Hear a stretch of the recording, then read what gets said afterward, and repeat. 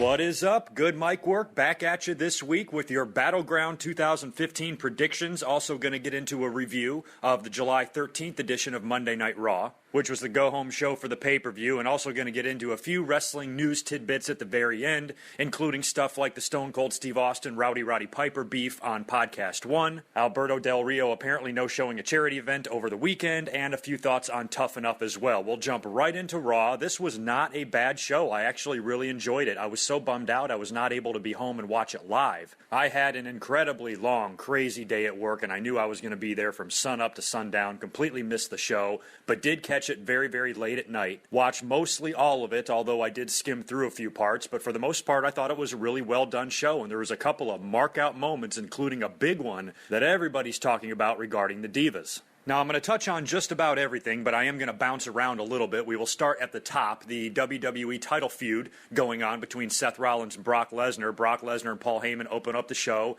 Heyman cuts a typical Heyman promo, as awesome as he is. Brock is standing up there like a complete badass. Seth Rollins comes out on the stage, interrupts. Kane is along with him, cuts a promo back on Brock and says, I'm going to go to Suplex City and burn that motherfucker to the ground. I got to say, Seth Rollins, the little pipsqueak's got some fucking balls. Makes you wonder what kind of tricks he's got up his sleeve, and I'll be getting into predictions later, but a lot of that's going to play into how I predict this match. But basically, we had a pretty decent back and forth between the two guys, including Brock saying, hey, I'll take you to Suplex City right now, bitch, which was a pretty funny line. And it was all just a big setup for Kane to announce that there will be a contract signing for the WWE title in the main event of Raw. So here we go with another contract signing. What can go wrong, right? Just like Paul Heyman said. Now, they are still teasing up the dissension between Seth Rollins and Kane, and in between the opening promo and the main event, they had a couple of backstage segments with the two of them kind of working out their shit, and Seth Rollins says, you know, if you fail me on this, or I think he was mad, first of all, for Kane making a contract signing, because Seth Rollins, you know, even though he's calling out Brock Lesnar and trying to be tough, there's occasions on Raw where he will admit that he is completely scared shitless, and he was telling Kane, what the hell did you do that for? I'm a little bit worried to go out there with this guy in a contract signing, and you've gotten me into a world of shit here. And I think he even gave him some sort of an ultimatum, like, if you let me down, you're finished, or something like that. So fast forward to the main event segment now. They got the table out there and everything, and then Brock Lesnar comes out. He sits down. He is not scared at all. Seth Rollins comes out. He also sits down. Paul Heyman kind of mediates this whole thing. Kane is there representing Seth Rollins. And Paul Heyman does most of the talking, and Seth Rollins cuts a promo back, and finally, you know, they basically call him out for having some sort of a trick up his sleeve, and Brock just completely picks up the table, turns it upside down, and pulls out, the weapon that Seth Rollins, I guess, had planted there in case he needed it. Huge brawl ensues. Seth Rollins gets suplexed a couple of times in the ring, and then Kane, who is showing a little bit of offense on Brock, might have hit him with a choke slam and a few shots. Brock gets him on the outside of the ring, hits him with an F5 on the floor, and does the classic leg spot with the steel steps, something that Kane invented when him and The Undertaker did it to Vince McMahon all those years ago during the Attitude Era. He puts Kane's foot on one half of the stairs, picks up the other half, and smashes his ankle to shit. So 2 weeks in a row now, Brock has come out there and damn near killed a couple of people. He destroyed that Cadillac last week on Raw, and this week he has put Kane out indefinitely, according to WWE.com. Seth Rollins, of course, somehow escapes, serious injury, just like he did last week when Brock chased him down and basically dove right over the top rope. That was a great spot last week. I don't even think I mentioned it in last week's Raw review, but the way Brock Lesnar hurled himself into that ring to get at Seth Rollins was really amazing. That motherfucker can fly. So this week he takes it out on the director of operations and did to Kane what he did to the Cadillac last week, and now Kane is on the shelf. And after all of this, after Brock goes away, Seth Rollins starts getting in Kane's face. They got the stretchers out there, the doctors, everybody's there attending to Kane, and Seth Rollins is standing over him, giving him a bunch of shit. So this I love. This is fantastic. Now, I know we are all as fans sick of seeing Kane going back from babyface to heel, babyface to heel, babyface to heel, but he's obviously now going to be taking a lot of time off. They've got a built-in storyline for him to come back as a babyface now that Seth Rollins was such a dick to him at the end of Monday Night Raw. You got to know that when Kane comes back, if he comes back, when he comes back, I don't know if we're going to see the mask again. If we do, it's going to be great for the first 10 seconds, and then it's probably going to lose steam. But if they keep him off TV for a little while, bring him back in some sort of a way, I don't know. There's been pictures of Undertaker surfacing lately of him working out, so maybe Taker could have something to do with a return in Kane in the future. I have no clue. all in all, is I'm happy because Kane, as much as I respect the guy for the longevity that he has and being a veteran, being one of the very few guys left from the Attitude Era, him and along with Big Show and maybe Jericho when he's in and out from time to time, those are the only guys left from that generation. So having Kane there as a presence in the locker room and on TV, I think is fine. I'm not against it, but we do see an awful lot of Kane lately on Monday Night Raw, especially in the last few months. In many occasions, he's involved in multiple segments and sometimes multiple matches, and he's out there wrestling in slacks and a belt with no shirt. He looks like shit, and it's just a shell of the old Kane that we all know and love. But doesn't take anything away from Glenn Jacobs and the fact that I love and respect him as a performer. So the fact that he's going away for a few weeks, possibly even a couple of months, thank God, maybe when he comes back, we can have a taste of the old Kane, because how many more years is this guy going to be in the ring? There is now a million different ways they can go when they bring Kane back, and I'm excited for whenever the day comes. But for the time being, at least we've got a little bit of a break from the motherfucker. So I thought in the final interaction between Seth Rollins and Brock Lesnar before the pay-per-view, I thought it was all set up wonderfully tonight on Raw. It sandwiched the show, it opened the show, and it closed the show, just the way it should be when the WWE title is involved. And I think they've got everything set up pretty nicely for the pay-per-view, and I will get into my predictions on this match in just a little bit.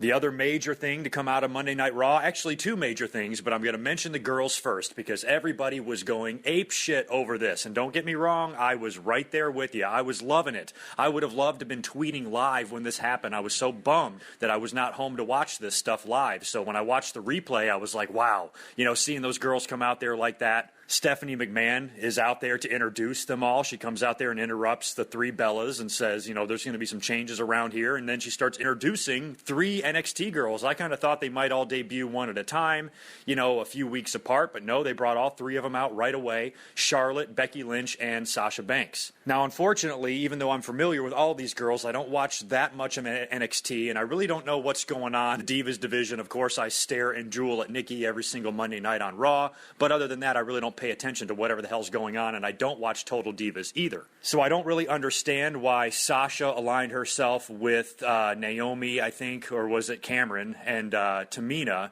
while Paige was aligned with Charlotte and Becky Lynch. I thought all three of the NXT girls should be on the same side. I thought they should have done an NXTWO or something like that and have these girls invade and say the three of us are better than any WWE diva on the roster, and we are here to take over. How about that? A female NWO.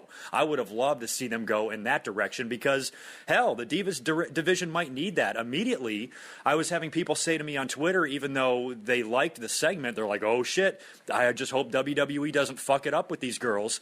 I don't think it's a case of WWE really fucking it up. I just don't think it's going to be as great as everybody's thinking because it's the nature of the business. When you get called up to the main roster, we all know the problems with the Divas division in WWE, and one of the main problems is time. They don't give them enough time to have their matches or do anything. Most Divas matches are 3 to 4 minutes max, and that's it. Where in NXT, they're given the time to perform in the ring, and that's why those girls are over, because they have a completely different fan base. They have a fan base that enjoys wrestling more than their characters. Even though each one of them has a really good look and a good amount of charisma. Of course, Charlotte is the daughter of, one of arguably the greatest professional wrestler of all time. So she's got it. Sasha Banks has always impressed me from the day I saw her, other than the fact that she's really, really small, but so is AJ Lee. And then Becky Lynch, who I don't know too much about, but she kind of reminds me of a Mickie James-ish type girl, and super hot, my God. So I'm happy that all of them are there. But unless the WWE does something storyline-wise to keep the fans interested, what we're going to wind up seeing probably is a lot of these girls being involved in Raw Divas matches, and Raw Divas matches are much different than NXT Divas matches. So hopefully now with 3 good in-ring workers, because right now on the roster, other than Paige, other than Natty, as far as in-ring work goes, the Divas did not have much to offer. And the Divas division, if these girls stay on the main roster and they don't go back to NXT, just got a lot stronger. Now, I know Sasha Banks is the champion over there. She'll be in and out. I'm sure Charlotte and Becky Lynch will go in and out for a match or two here or there, but hopefully they will be phased out and they will be on the main roster. And I'd like to see, of course, one of them knock off Nikki Bella whenever they decide her streak has gone on long enough. Nothing as of right now that I have seen announced for Battleground, so I don't know if they're going to try to put some match together or if something is going to be announced on the SmackDown tapings or maybe even on Battleground itself. Maybe they do a backstage interview with Nikki and somebody comes up and challenges her. I don't think Battleground would be a time for a title match or or for anybody to knock off Nikki Bella. I think you should save that for SummerSlam or something like that. But if they wanted to give the NXT girls some pay-per-view rub, they could put the two of them out there in a tag match against the Bellas, put Charlotte and Becky out there against Brie and Nikki, and have the NXT girls win. Doesn't hurt Nikki. She's the champ. No big deal. She can lose. And Brie, who gives a shit? And it would be a good rub to work with the big, bad diva heels in the WWE and work a pay-per-view environment, and I think they should put something like that together. So hopefully they will. Now, and what I think was probably my favorite piece of business in all of Monday Night Raw was the United States title situation. Wow. First of all, John Cena, we all know, has got the big match this Sunday against Kevin Owens for the title, and he comes out again on Monday Night Raw to issue his open challenge. And he cuts a promo, of course, on Owens and yada, yada, yada. I'm putting the title on the line tonight. Anybody who wants a shot, come out right now. And much to my delight, Rusev's music hits. Rekindling an old rivalry. I love it. Rusev comes out there to answer the challenge, and John Cena kind of has a smile on his face like, oh, shit, you know, we're going to pick this back up again. Our feud lasted the first half of the year, and here we are at it again. But then he's interrupted by Kevin Owens and Cesaro, who all want a shot at the title. So what they wind up doing is putting the three of them in a triple threat match with John Cena on commentary, and the winner of the match will get the title shot against John Cena. Which was kind of weird because, you know, John Cena's already at a huge advantage. You know, he's going to have to face, he gets to face a spent performer minutes after they just won a grueling match. So this three-way is actually really good. I mean, Cesaro was doing some amazing moves. You know, seeing these three guys, you know, I mean, Rusev even, you know, who I've never thought... I've liked Rusev. I think he's awesome. Don't get me wrong, but I don't put him up there in-ring ability with someone like a Kevin Owens. But I thought he did a great job in this match. And then Kevin Owens, I believe, leaves, right? Doesn't he just walk off and basically quits the match, allowing Rusev and Cesaro to work by themselves? And damn, they did a great job. It was a very grueling and believable match. The only thing I did not like was John Cena. He was so fucking boring. He was almost too serious. You know, he was trying to take everything serious and put it over. I understand that, but he was just being a little bit too quiet. I mean, we already have Byron Saxton or whatever the hell his name is. I don't even realize he's out there. He's so quiet. And then John Cena is just, I'm just enjoying the match. This is very exciting. You know, these men are giving it 110%, and he's just so bleh. You know, I hated it. Rusev winds up winning, you know, in an amazing match, and he's completely spent, and then he has to get in there and face a fresh John Cena, and you know what? Rusev had him fucking beat. How awesome was that? I was laughing so hard because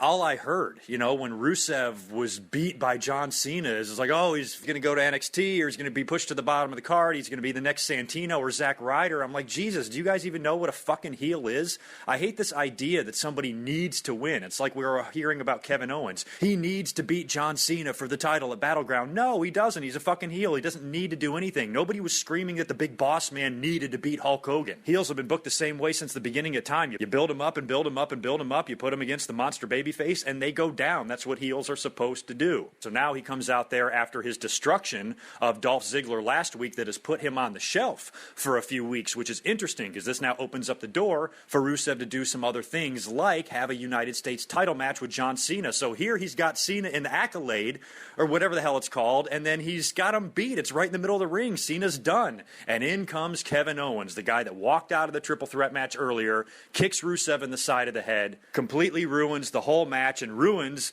Rusev's chance to win back the United States title. And that doesn't really seem like a burial of Rusev to me. Yes, John Cena got the best of him in their feud, but look at him. You know, he's working with Ziggler, just put him on the shelf. We haven't even seen him back in the ring. How many matches has he had since he worked with Cena? Like 2 or 3 now? That's it? So really, this is our first look, our first real look at Rusev since his feud with John Cena, because since then, all he's been doing is that dumb shit with the crutch and crying over Lana and all of that. They might be moving Rusev into a babyface role. You know, the whole shit with Ziggler was weird because even though Ziggler's the babyface, he's being a complete asshole, stealing this guy's woman like that. Finally, he gets what's coming to him, and Rusev completely annihilates him when he's finally healthy enough to do so. Now he's back in the ring, and again, just picking up right where he left off, taking John Cena to the limit. I would like to see Ziggler come back as a heel and see like sort of a double turn. And I'll talk about Rusev and his possible involvement in the United States title situation in my Battleground predictions, but I really love this whole thing. I love the triple threat match, and I love the match with Cena.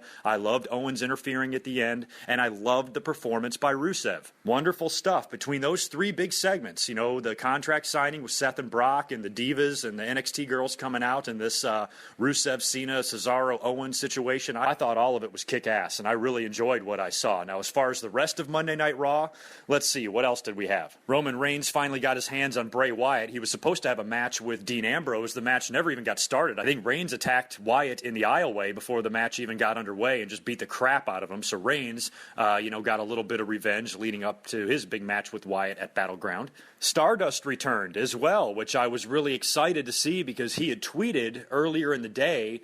He quoted his dad and said something like, finish what you started, kid, or something like that. So there's a picture of him in the locker room in his Stardust outfit, but sitting right next to him are his old Cody Rhodes boots. Either that or it's a pair of his dad's old boots. Pretty sure they're Cody's, though. And I thought to myself, I'm like, I like those boots, man. I would love to see you come back as Cody or have it something, I don't know, maybe come back a little bit more serious. You just lost your father. The WWE cannot ignore that. And for you to come back as this fucking weirdo would be a little strange considering, your father just passed less than a month ago, whatever. But no, he does the Stardust promo backstage. And I think he had a little throw out to Dusty in that. I couldn't quite place it, but there was something that he said that I think he almost broke into a little Dusty Rhodes accent because the way he talks and that crazy Stardust character, he can afford to do that. You might not even notice. So I think a little bit of that promo had his father in mind, but he really stayed with his goofy-ass character. WWE is going to keep with it, and he had his match tonight with Neville, ended up beating Neville with a handful of trunks and rolled him up and pinned him. And it also looks like they are going to go through with the feud that was rumored before Dusty died with Stephen Amell, who I know very, very little about him, and I know nothing about the Green Arrow. I know he's a superhero comic book character of some kind, but I know nothing about it. Stephen Amell, I guess, plays this guy, I don't know, on a show or a movie or something, and they're going to go with maybe that match, Stardust versus Green Arrow at SummerSlam. They're tweeting back and forth, Stardust and Stephen Amell. Miz even got involved in this, which means we could see the presence of him involved in this thing too. So I don't know what to make of it. More celebrity rub from the WWE, but for me, I was more just disappointed that, I don't know how to say disappointed. I'm not disappointed in Stardust and the way they used him because I think Stardust character, I'm one of the few supporters of it. Cody, a lot of people want to see him back as Cody Rhodes, but he does a great job. Even if the gimmick is stupid, he's really good and kooky and goofy. He's very Jim Carrey-ish, and some of the things he does. He just kind of reminds me of him a little bit, and I think Cody is doing a good job with it. But, a lot of people are torn on how they feel about the Stardust character, and as long as he's working with celebrities and shit like that, he's not going to be involved in anything too serious right now.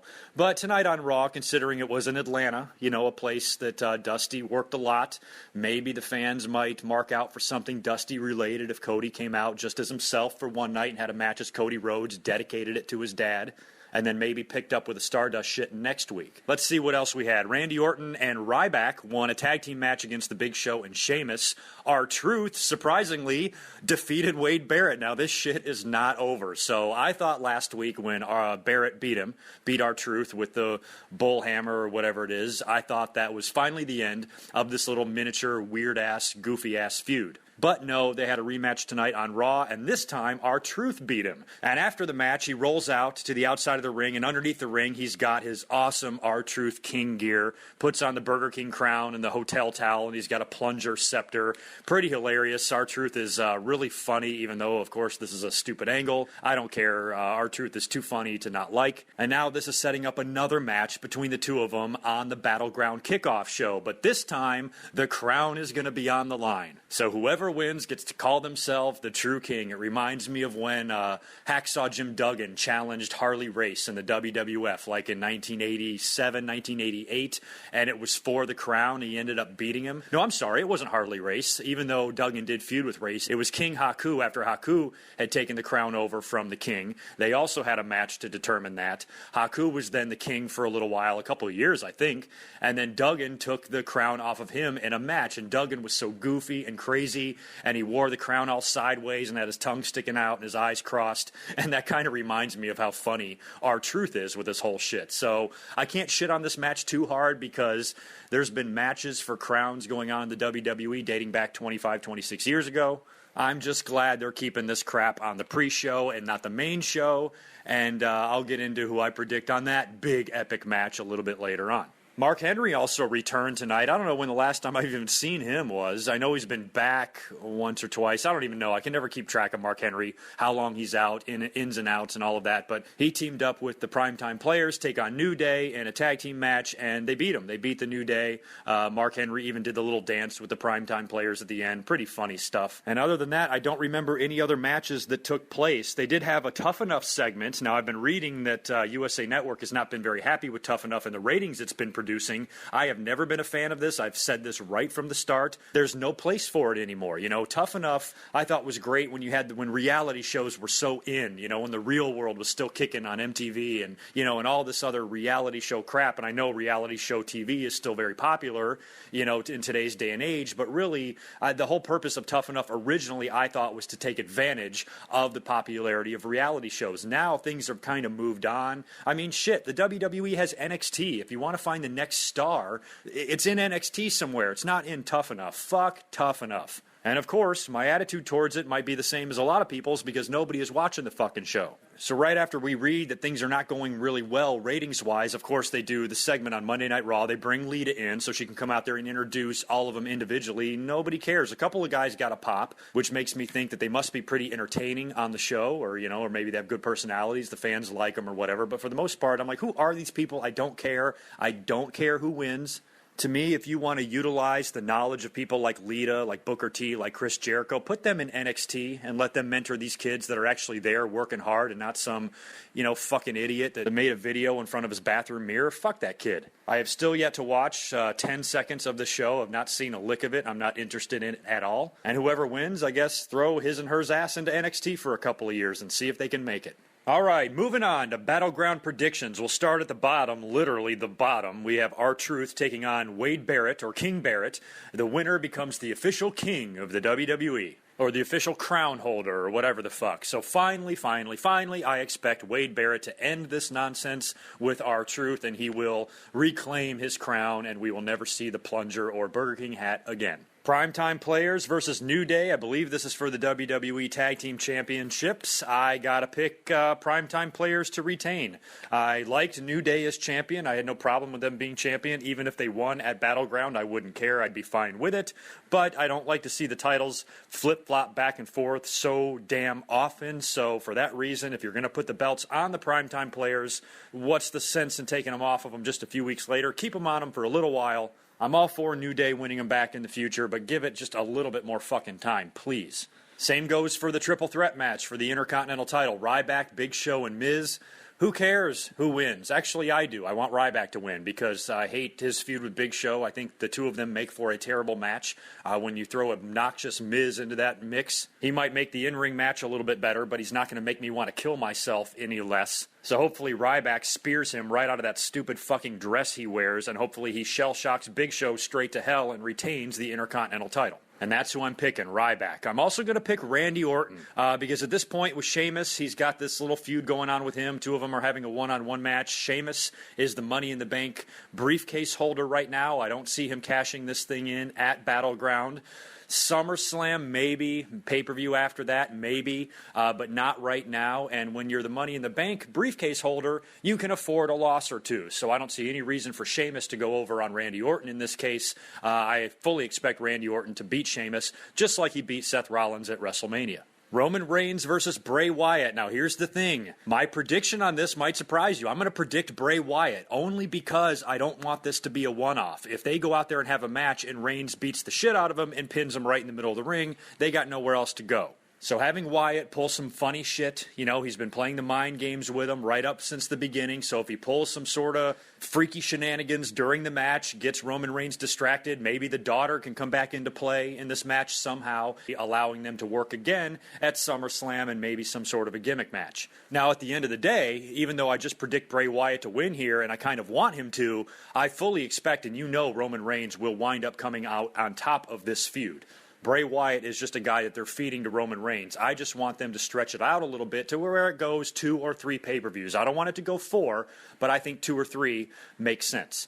And plus, I think WWE is going to want to give Roman Reigns a big win at SummerSlam, whether, you know, it's in a big match or not, you know, or if it's a mid-card or semi-main event match with Bray Wyatt, like I'm thinking the rematch will be. After their performance at WrestleMania 31, I would really like to see Roman Reigns and Brock Lesnar work together again, but I actually don't think there's time to put anything together between those two guys in time for SummerSlam. So that's why I want to have Bray Wyatt, just continue working with Roman Reigns for a little while. So I say Bray Wyatt picks up the win at Battleground, and they set something else up for SummerSlam.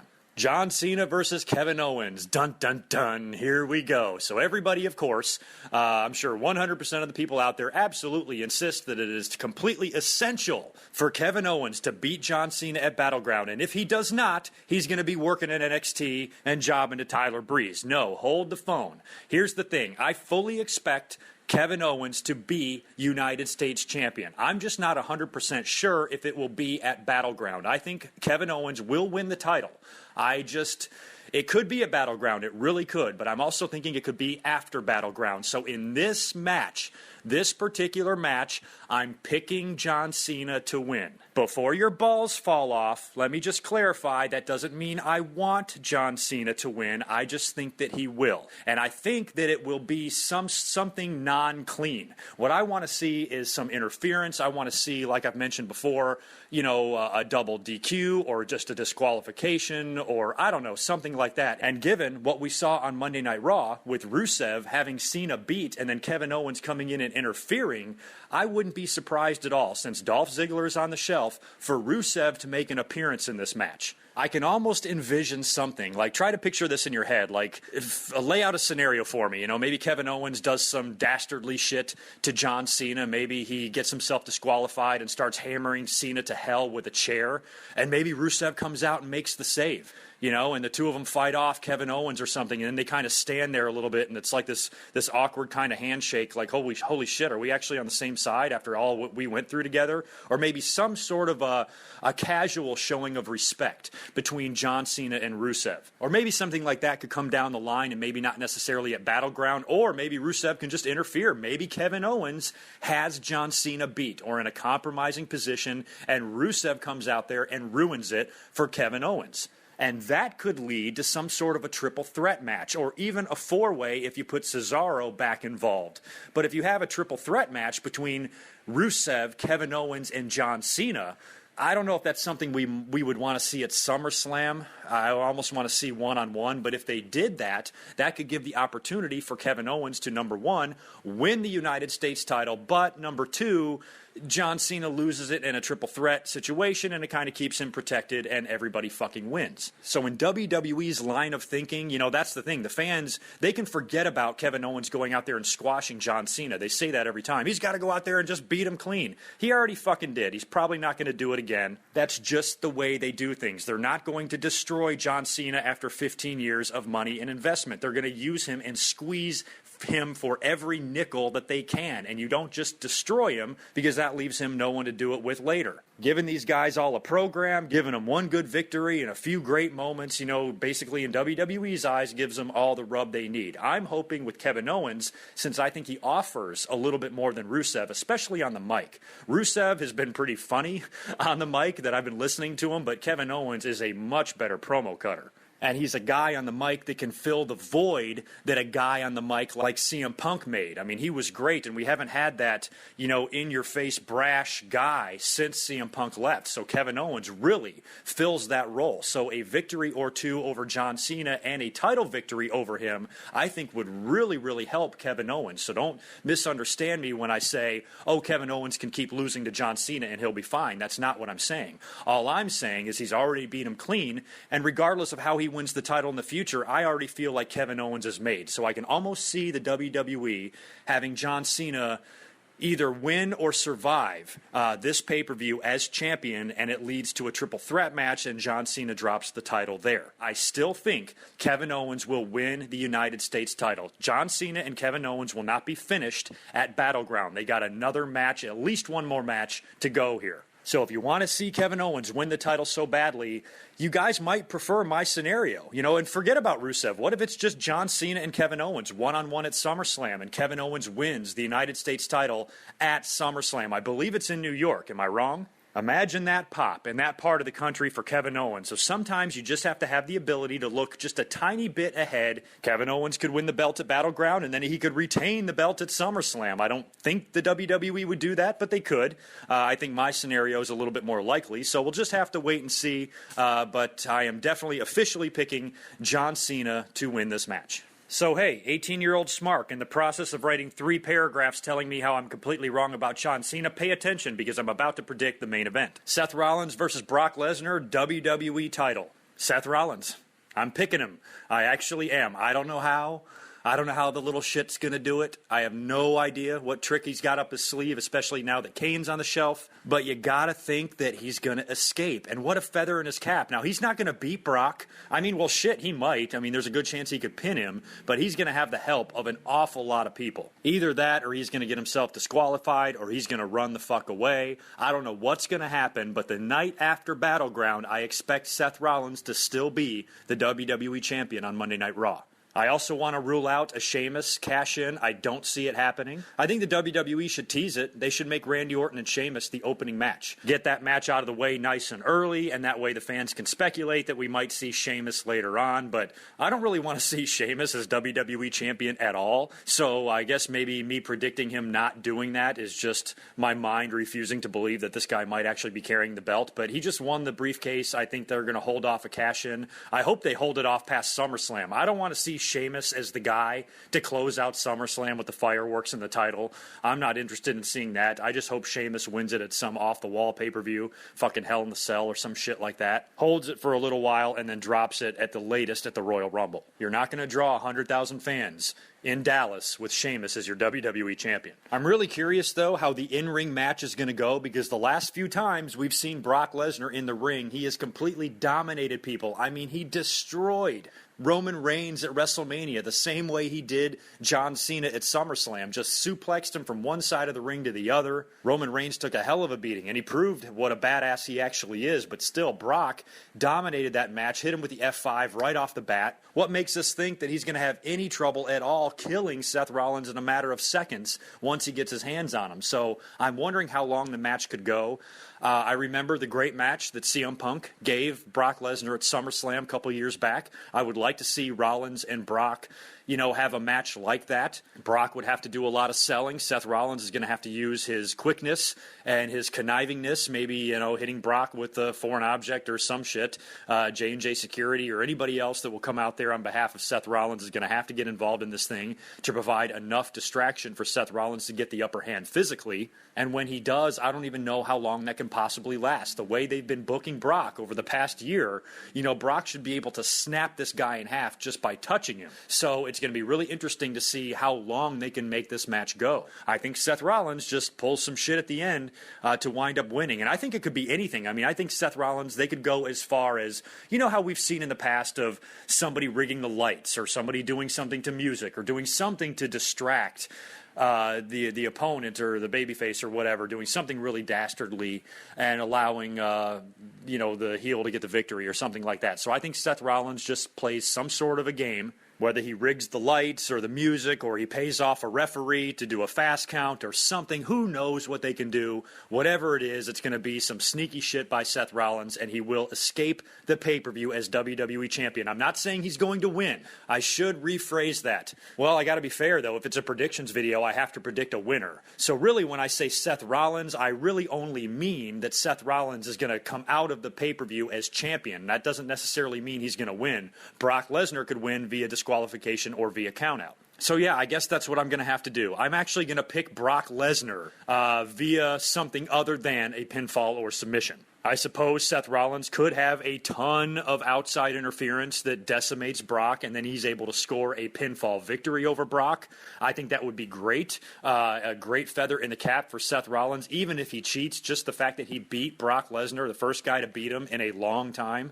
I think that could be huge for a guy like Seth Rollins and a future top star in the company. But I don't know if I want to see that. I don't know if I want to see Brock Lesnar get pinned yet. I want to see Brock Lesnar, keep being on the badass path of destruction that he's been on. So I still want to see Brock Lesnar win. I want to see Brock Lesnar have Seth completely beat, and something happens to where Seth Rollins is able to escape with the belt, leaving Brock Lesnar pissed off. Now, we got to think about SummerSlam. What kind of a match are they going to have at SummerSlam? What kind of a title match? Who's going to be champion, and who are they going to be defending against? If Seth Rollins is able to pull off some shenanigans and get away with the WWE title at Battleground, you got to think Brock's going to want to get his hands on him again at SummerSlam. What if somebody interferes on Seth Rollins' behalf and helps him beat Brock Lesnar at Battleground? Could that lead to a triple threat match? If Roman Reigns wraps up what he's doing with Bray Wyatt this quickly and then beats him again on Monday Night Raw and moves on, could he be thrown into some sort of a match at SummerSlam for the title? Or could Brock Lesnar be moving on to a completely different opponent altogether after Battleground and it not even being for the WWE title? Is there any major person out there right now that WWE could put with Brock Lesnar? I've got one idea: Randy Orton. Randy's a babyface right now, unfortunately,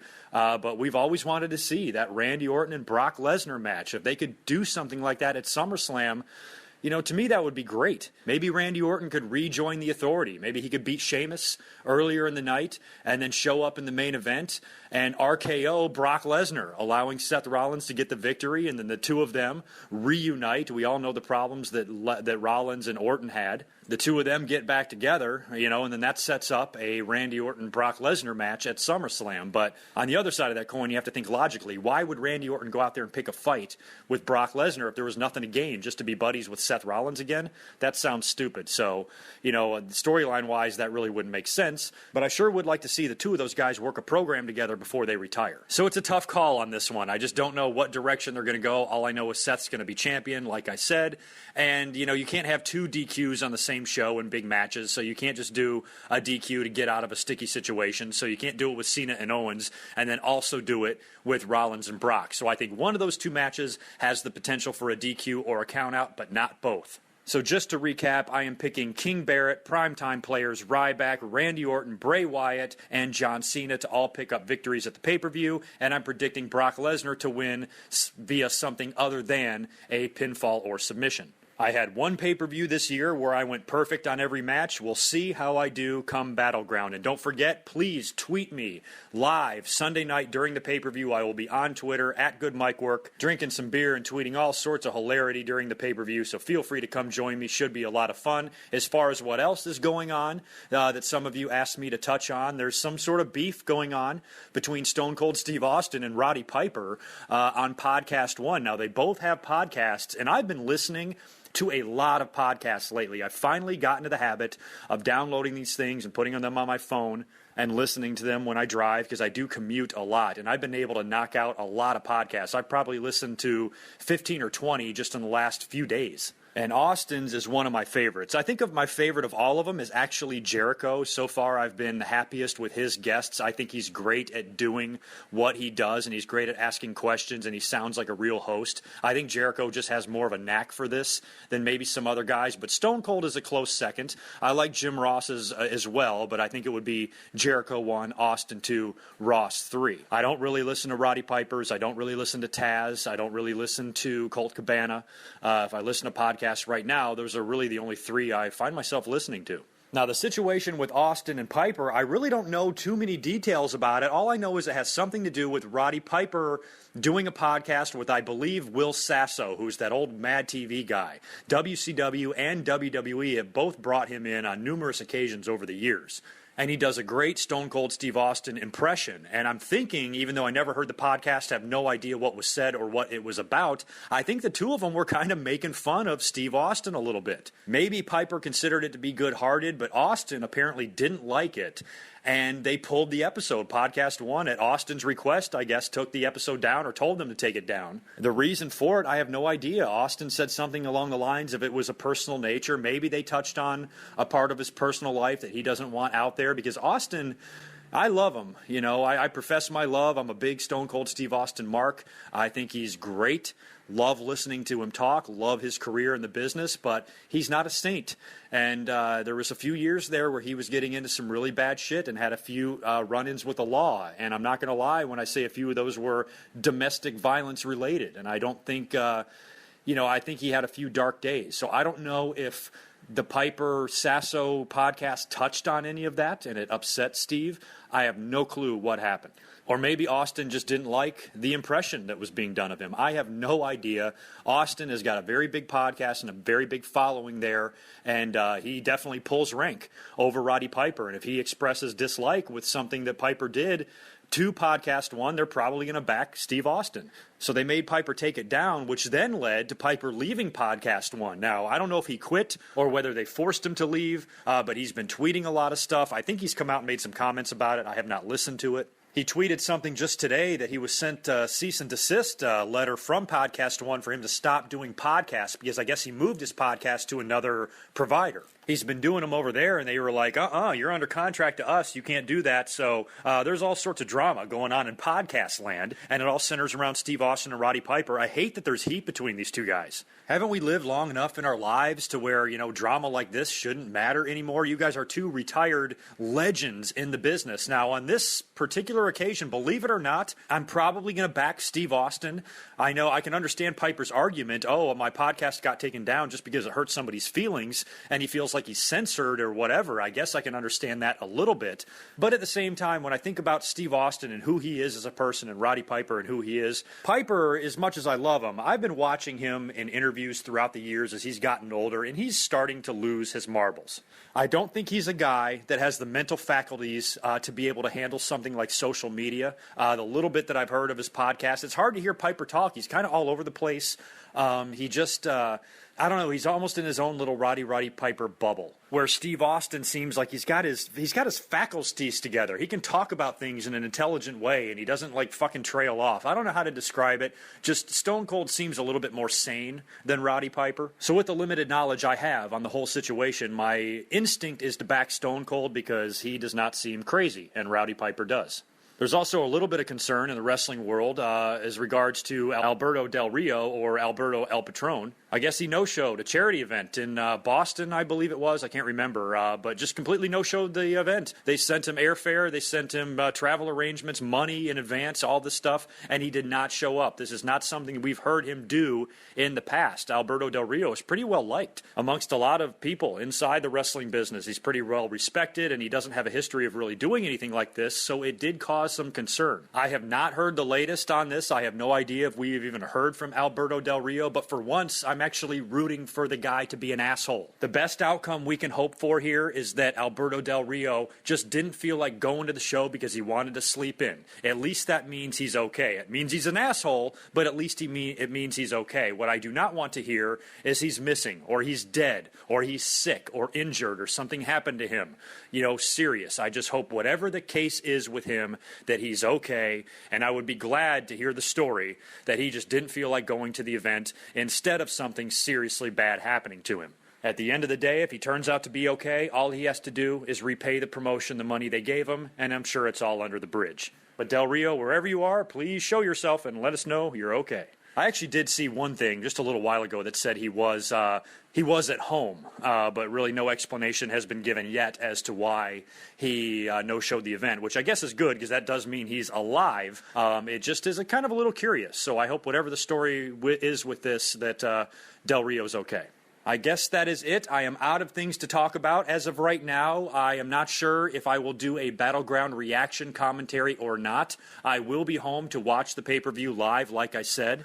But I'm basically going to wait and see how the show goes before I do a video on it. If some major shit goes down, we see a lot of controversy, some title changes, stuff like that, then yes, I will be up here right away as soon as possible with a reaction video. If not, if the pay-per-view is just so-so, nothing crazy happens, I will wait until after Monday Night Raw and do a commentary on both. But I have a strong feeling that most likely I will be up here late Sunday night after the pay-per-view. When Brock Lesnar is on the card, something's got to go down. So most likely I will be up here with a Battleground reaction video. I just don't want to promise anything. So I will catch you guys in a couple of days. Until then, peace.